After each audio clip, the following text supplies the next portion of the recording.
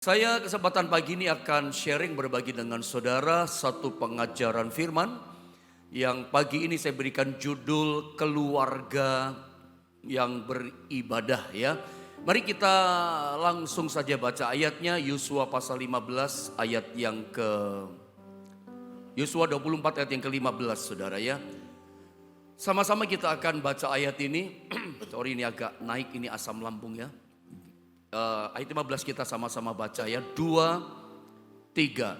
Tetapi jika kamu anggap tidak baik untuk beribadah kepada Tuhan, pilihlah pada hari ini kepada siapa kamu akan beribadah. Ilah yang kepadanya nenek moyangmu beribadah di seberang sungai Efrat, atau ilah orang Amori yang negerinya kamu diami ini.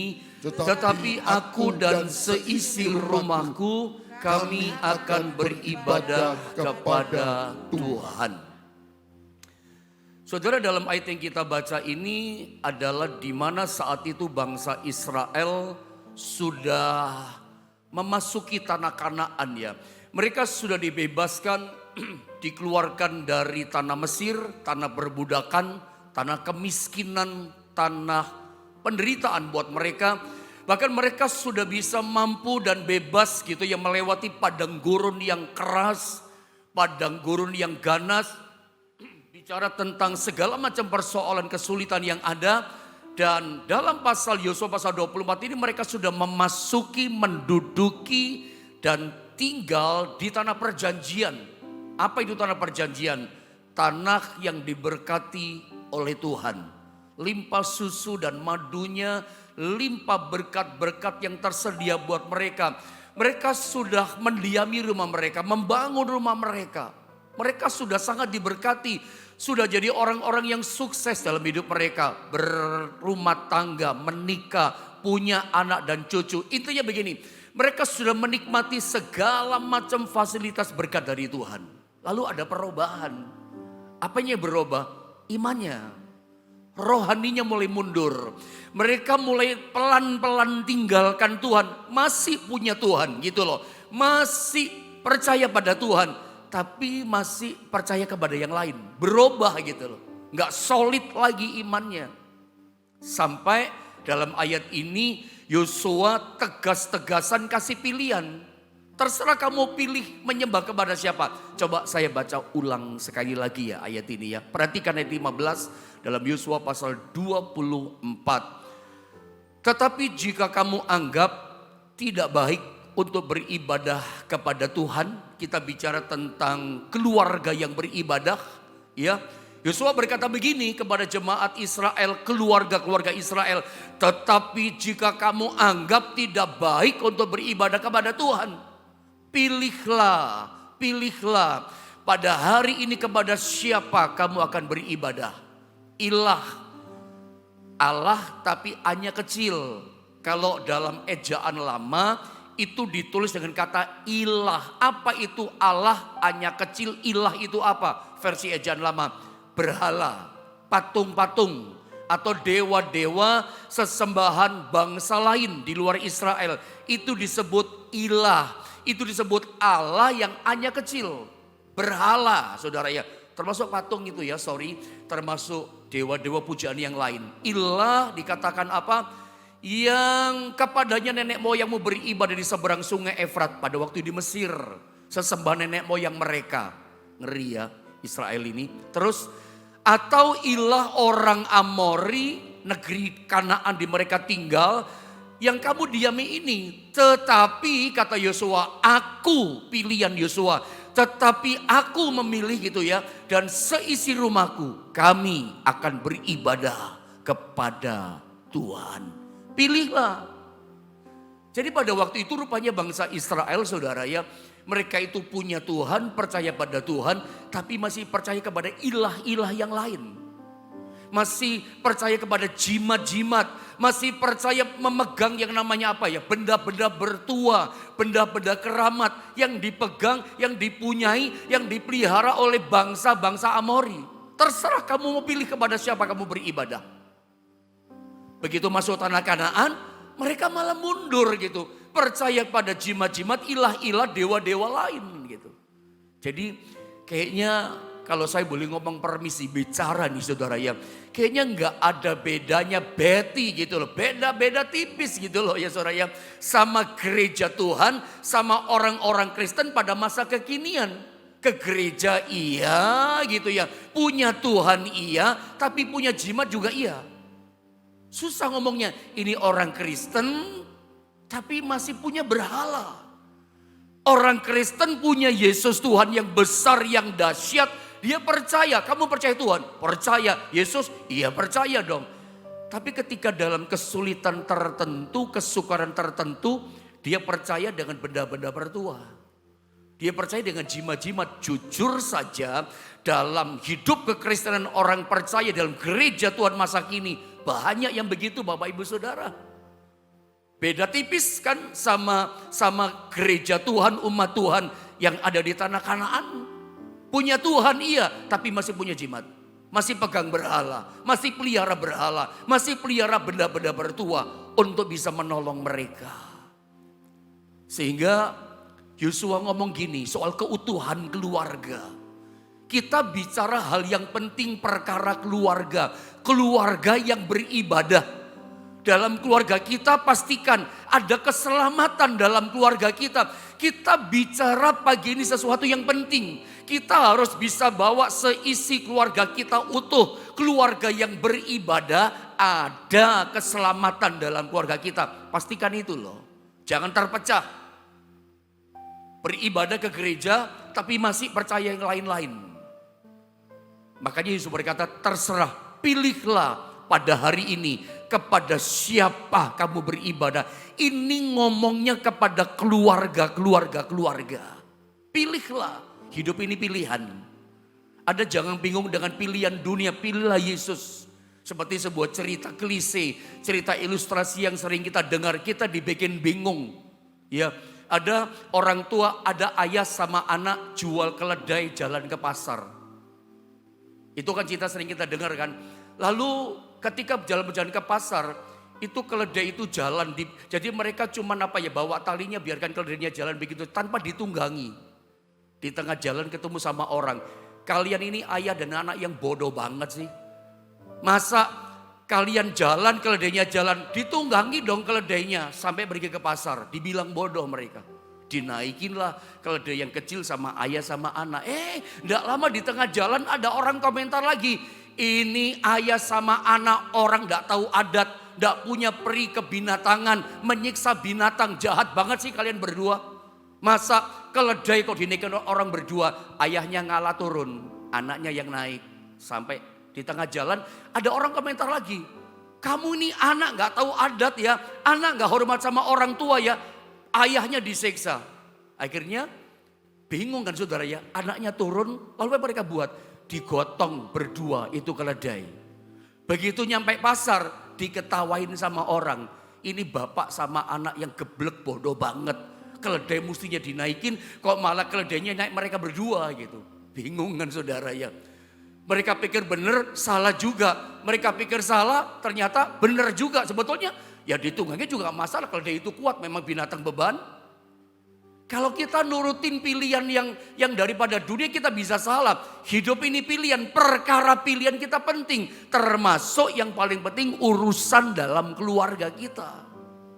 Yosua sampai berkata gini, terserah deh kalian pilih yang mana. Beribadah kepada ilah nenek moyangmu yang di sungai Efrat, atau beribadah kepada ilah-ilahnya, berhalanya orang-orang Amori. Terserah deh, kata Yosua.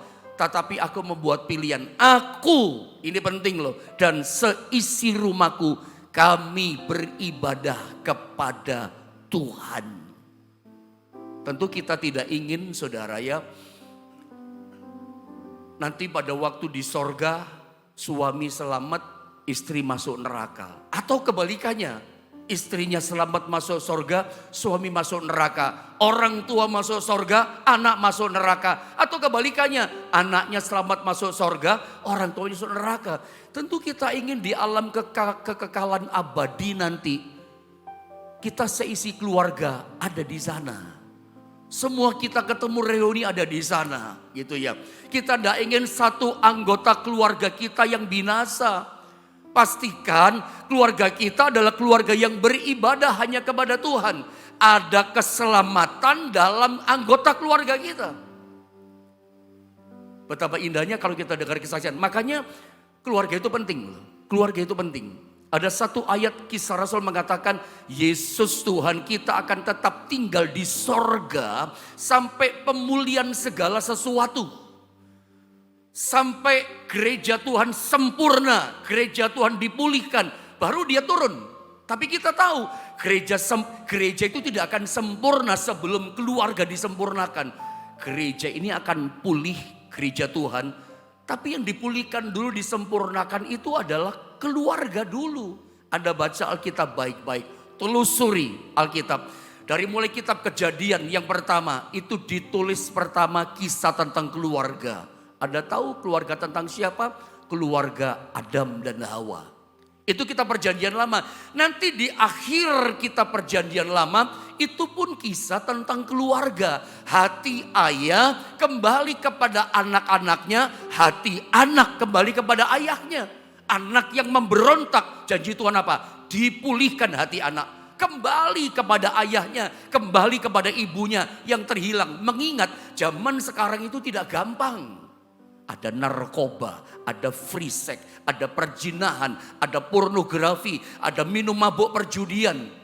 Ada LGBT yang mengintai anak-anak kita yang terus bergerak. Dan itu mulai masuk di sekolah-sekolah. Sekolah-sekolah internasional mulai terjadi seperti itu. Ngeri loh pergerakannya semakin nyata. Hak-hak LGBT sekarang mulai dihargai saudara ya. Di luar negeri kalau ngomong seperti ini bisa dihukum loh. Kamu bener laki-laki kamu bener perempuan. Ada hukumnya loh. Bayangin seperti itu. Padahal kita orang tua kan harus ngomong jelas. Kalau anak kita sudah mulai agak menyimpang, justru kita harus tunjukkan gambar dirinya, jati dirinya. Kamu laki-laki loh, kamu ini begini, tunjukkan firman. Kamu ini pria, kamu ini luar biasa, kamu ini perkasa. Justru kita ngomong, di luar negeri malah masuk penjara coba. Nah gampang loh membuat keluarga kita utuh, hai orang tua, papa, mama. Pastikan keselamatan ada dalam keluarga. Tetapi Alkitab berjanji, sebelum gereja sempurna, gereja dipulihkan, itu keluarga dulu yang disempurnakan. Makanya kitab Kejadian muncul keluarga yang pertama, akhir kitab Maleaki, akhir Perjanjian Lama, keluarga dipulihkan. Ayah kembali kepada keluarganya, anak kembali kepada keluarganya. Itu janji Tuhan. Injil Matius, kitab pertama Perjanjian Baru, kisah tentang keluarga. Keluarga siapa? Maria dan Yusuf yang melahirkan Yesus. Nanti kitab Wahyu sama kisah tentang keluarga. Yesus sebagai mempelai pria, kita jemaatnya gerejanya mempelai wanitanya. Bukankah itu juga bicara keluarga? Kalau kita Wahyu pasal 2, gereja sempurna itu Wahyu pasal 12 itu ada seorang wanita berdiri di atas bulan, berselubungkan matahari, bermahkotakan 12 bintang. Itu bicara apa? Gereja sempurna. Nanti pada waktunya gereja sempurna. Makanya gereja kami GSPD Jombang memandang pentingnya keluarga. Saya setiap tahun ada sesi-sesi saya khotbah tentang mengajar keluarga. Gereja kami setiap tahun liburan sekolah. Saya sebagai gembala pasti mengadakan namanya family camp. Mengadakan namanya retreat keluarga. Untuk apa? Supaya keluarga dipulihkan. Alangkah indahnya kalau dengar kesaksian. Kesaksian seorang anak membuat orang tuanya bertobat percaya pada Yesus. Kalau anak bertobat, anak cinta Tuhan, orang tua yang bawa itu biasa. Tapi kalau orang tua bertobat itu karena kesaksian anak, itu luar biasa. Makanya kami selalu buat komitmen begitu. Penting keluarga. Keluarga yang beribadah, keluarga yang cinta Tuhan pilihannya. Ada keselamatan dalam setiap anggota keluarga kita. Saya mau tanya, sudahkah anggota keluargamu diselamatkan? Sudahkah setiap anggota keluargamu terima Yesus? Alangkah berbahagianya setiap kali Anda berdoa di rumah saudara, itu doa bisa bersama. Ada papa, ada mama, ada anak-anaknya. Bisa berdoa bersama. Ya, bisa mezbah keluarga. Itu dahsyat. makan bareng bisa. Harus ada quality time seperti itu. Quality time untuk makan bersama keluarga itu penting. Ada doa yang dibangun di situ. Indah kan, apalagi berangkat ke gereja bisa sama-sama. Duduk bersama di gereja, menyembah Tuhan. Itu pentingnya keluarga. Sudahkah anggota keluargamu diselamatkan? Sudahkah beribadah? Kalau belum, Anda mesti berjuang. Ya, Anda mesti berdoa. Ada satu ayat, coba kita lihat dalam Kisah 1 ayat 8, saudara ya. Di ayat ini, coba sama-sama kita baca ayat yang sangat terkenal kan ini, saudara ya. Kisah 1 ayat 8, 2 dan 3. Tetapi kamu akan menerima kuasa kalau Roh Kudus turun ke atas kamu, dan kamu akan menjadi saksiku di mana? Yerusalem dan di seluruh Yudea dan Samaria sampai ke ujung bumi, kata firman Allah. Ayat ini menarik. Kalau ada di anggota keluarga kita yang belum diselamatkan atau terhilang, kena pengaruh yang lain, pengaruh kekayaan dunia. Tidak gampang ya seisi keluarga diselamatkan. Seperti saya bilang tadi, tantangannya, hambatannya terlalu banyak. Terlalu banyak. Ya, bukan cuma narkoba, segala macam lah tantangan dunia. Itu bisa membuat anggota keluarga kita kehilangan keselamatan. Perjuangkan yang belum diselamatkan. Perjuangkan di anggota keluarga kita yang belum beribadah.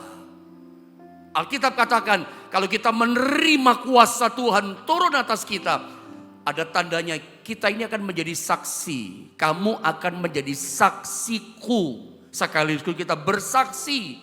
Jadi saksi itu teladan kehidupan kita. Dan bersaksi jangan berhenti kepada anggota keluarga kita.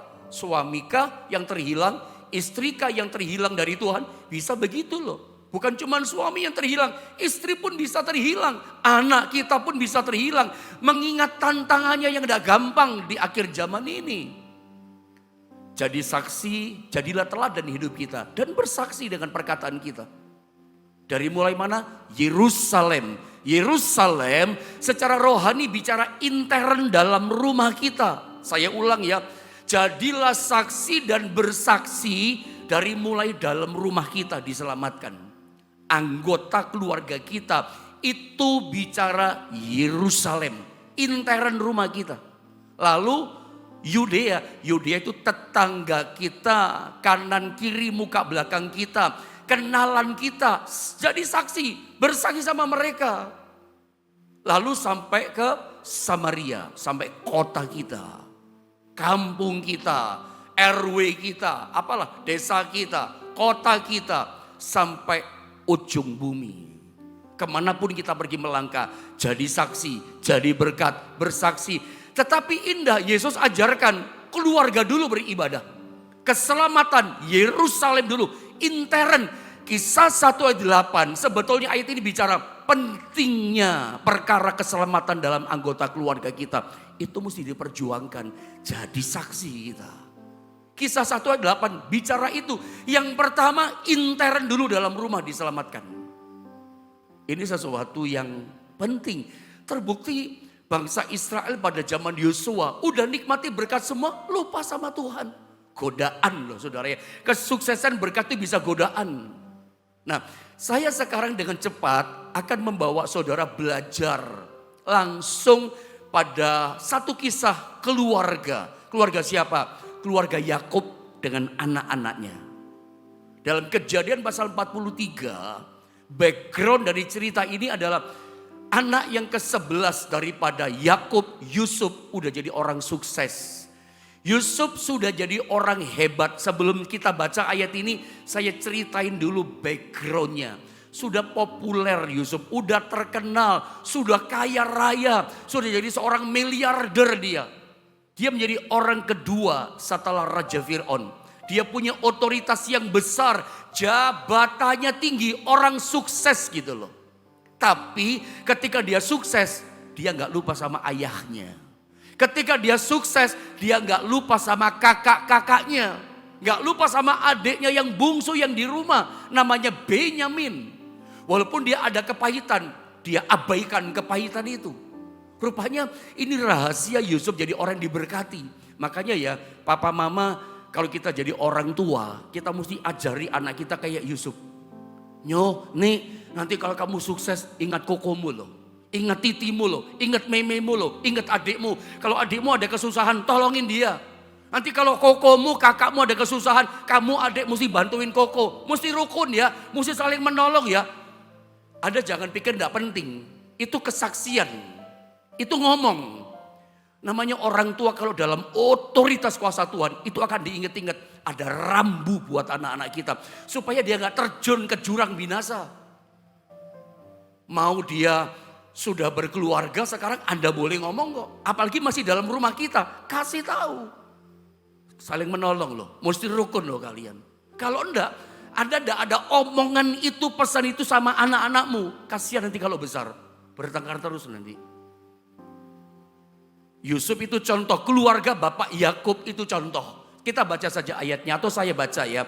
Ayat demi ayat, Kejadian 43 ayat 1 sampai 7. Saya baca begini ya, kata firman Allah. Tetapi hebat sekali kelaparan di negeri itu. Dan ini kelaparan hampir melanda seluruh dunia ceritanya. 7 tahun pada masa kelaparan. Kalau 1 tahun mungkin masih orang mampu ya. Ini 7 tahun musim kering, kelaparan yang hebat. Orang susah makan. Ayat 2 dikatakan begini. Dan setelah gandum yang dibawa mereka dari Mesir habis dimakan. Ini kakak-kakaknya Yusuf. Berkatalah ayah mereka, pergilah pula membeli sedikit bahan makanan untuk kita. Yakub ngomong sama kakak-kakaknya Yusuf. Jadi dalam cerita ini kelaparan, Yakub perintahkan kakak-kakaknya Yusuf beli gandum bahan makanan di Mesir. Yang jualin Yusuf. Yusuf tahu itu langsung kakaknya, kenal suara kakaknya, tahu wajah kakaknya. Kakaknya enggak tahu itu Yusuf. Yusuf berkata, siapa kamu itu? Ngapain kamu kesini? Sambil agak kelihatan bentak-bentak gitu. Supaya dia nggak dikenali maksudnya. Bukan niatan jahat. Kalau kita baca nanti seperti itu ayatnya. Dia seperti bentak-bentak. Siapa kamu? Dari mana kamu? Tujuannya supaya nggak kenal. Memang ternyata kakaknya nggak kenal. Nggak mungkin Yusuf berhasil kan? Nggak mungkin dalam pikiran kakaknya Yusuf orang sukses gitu. Kita lihat lagi ya. Lalu Yehuda menjawabnya. Kakaknya Yusuf, Yehuda. Orang itu maksudnya si Yusuf. Raja kedua di Mesir. Orang terkuat kedua di Mesir. Orang itu Yusuf maksudnya telah memperingatkan kami dengan sungguh-sungguh. Kamu tidak boleh melihat mukaku. Gak usah kesini gitu loh. Jika adikmu itu tidak ada bersama-sama dengan kamu. Lanjut 4. Jika engkau mau membiarkan adik kami pergi bersama-sama dengan kami. Maka kami mau pergi ke sana dan membeli bahan makanan bagimu. Terus. Tetapi jika engkau tidak mau membiarkan dia pergi, maka kami tidak akan pergi ke sana. Sebab orang itu, ya jadi dia ngomong sama ayahnya, orang itu Yusuf telah berkata kepada kami tidak boleh melihat mukaku. Kamu tidak boleh melihat mukaku jika adikmu itu tidak ada bersama-sama dengan kamu. Lihat ayat yang ke-6. Lalu berkatalah Israel, Yakub, mengapa kamu mendatangkan malapetaka kepadaku? Dengan memberitahukan kepada orang itu bahwa masih ada adikmu seorang. Takut. Yakub sedih. Yakub dia udah kehilangan Yusuf kan. Lama hilang hatinya sedih dengan lembah air mata. Sekarang adiknya Benyamin, adik bungsu itu adik darah daging dengan Yusuf. Sedih. Kalau kamu bawa adikmu hilang lagi. Ingat kehilangannya Yusuf. Terus ayat 7. Nah ini penting. Jawab mereka.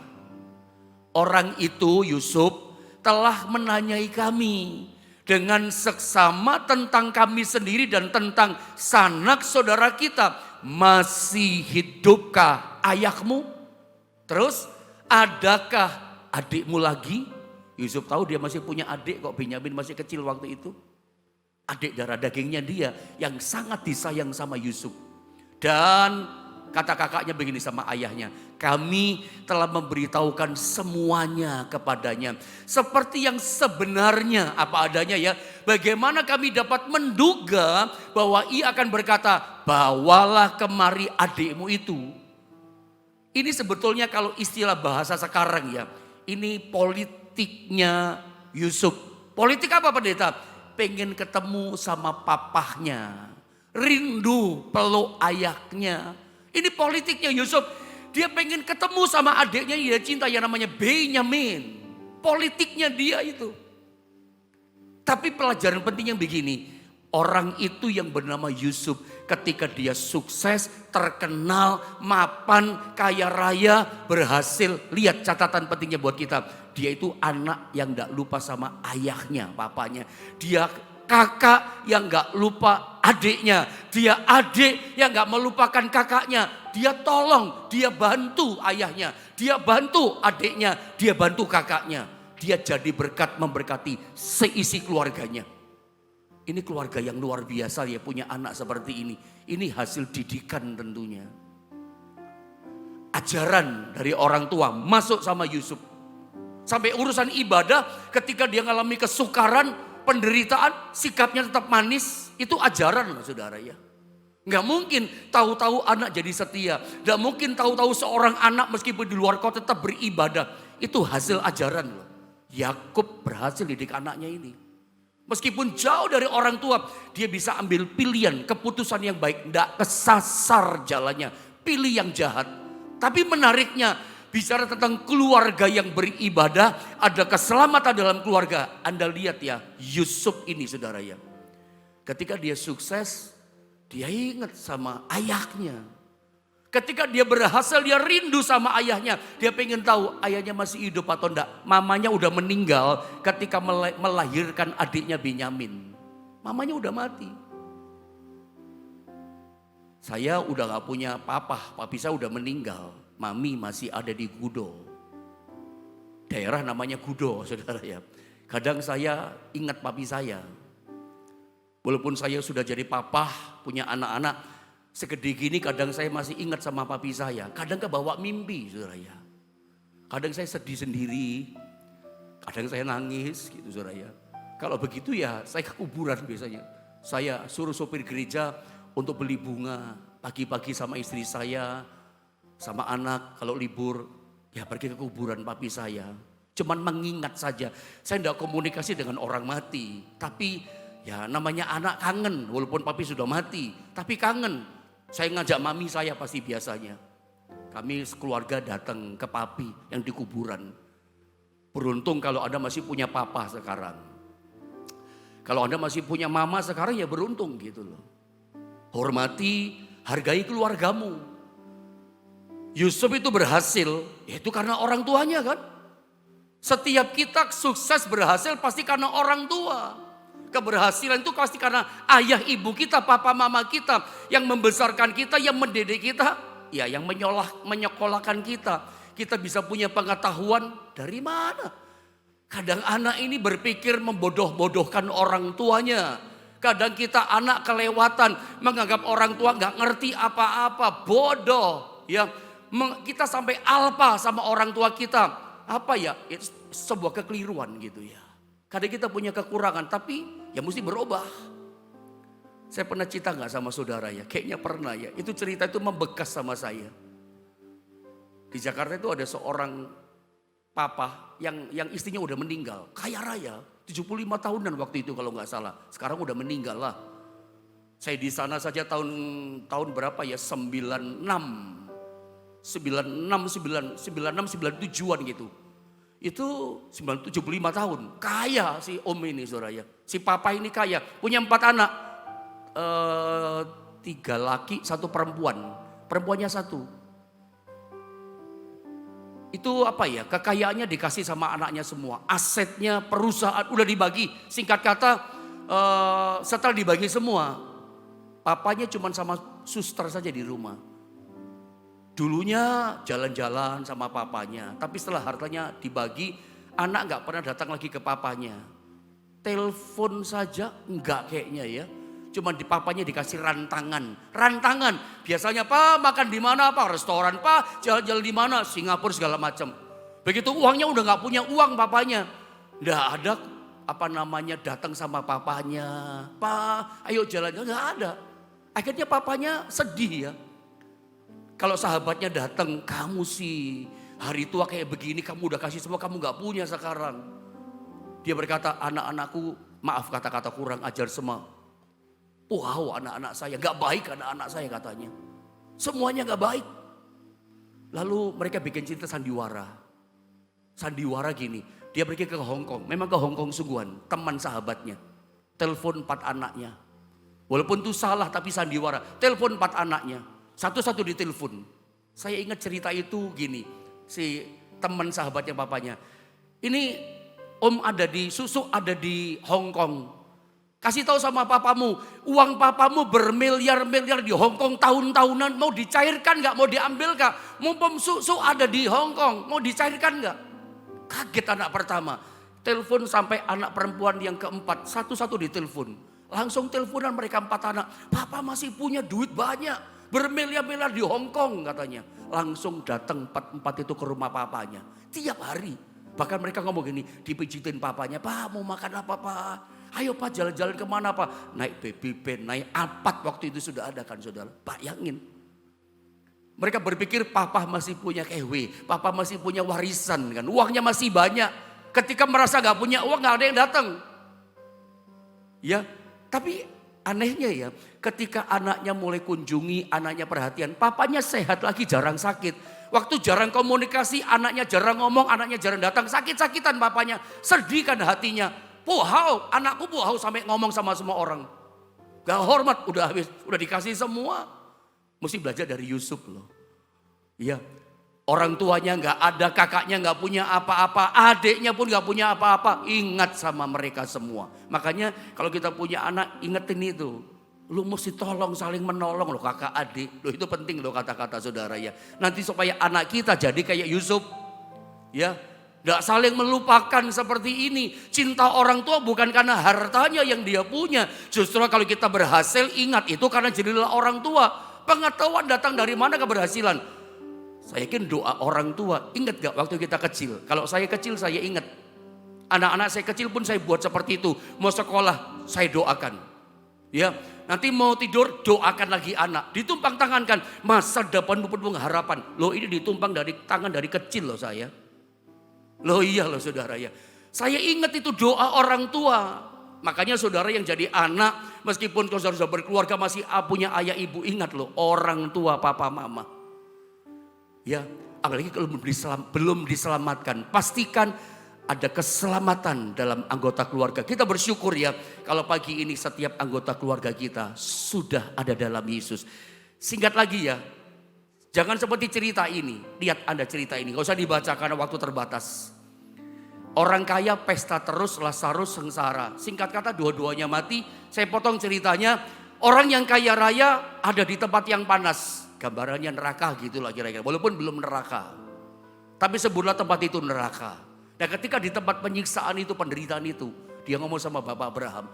Coba lo Bapak Abraham, tolong utus orang datang ke ayahku. Kalau nggak salah, utus sama 5 saudaraku. Itu mungkin kakak adiknya. Belum diselamatkan. Sudah mati baru ingat ayah. Sudah nggak ada harapan ingat keluarga. Sudahlah, kalau kita masih bisa berbuat sesuatu untuk ayah ibu kita. Untuk kakak adik kita. Ya sekarang kita melakukannya memang. Jangan kita sudah nggak bisa apa-apa. Udah di tempat abadi baru ingat. Percuma. Cintai keluarga kita, selamatkan keluarga kita, sekarang berjuang. Jangan udah di neraka aku pengen papaku selamat, aku pengen kakak adikku selamat. Sekarang setiap anggota keluarga kita sudahkah diselamatkan? Pilihan kita seperti Yosua, aku dan seisi keluargaku beribadah kepada Tuhan. Yang terhilang doakan. Ya. Yang belum diselamatkan, selamatkan lewat kesaksian hidupmu. Saksi hidupmu dan bicara pada mereka. Jangan bosan berkata, ayo datang kepada Tuhan. Ketika urapan roh Allah turun, dia akan ditangkap oleh Tuhan. Itu urusannya Tuhan. Urusanmu adalah jadi saksi dan bersaksi. Jangan berhenti. Sudahkah anggota keluargamu beribadah kepada Tuhan? Dan sudahkah diselamatkan? Kalau belum, kita sama-sama doa pagi ini. Anda dan saya berdoa. Minta keselamatan dari sorga turun atas keluarga kita. ayah ibu kita dipelihara Tuhan, adik kakak kita pun diselamatkan, diberkati oleh Tuhan.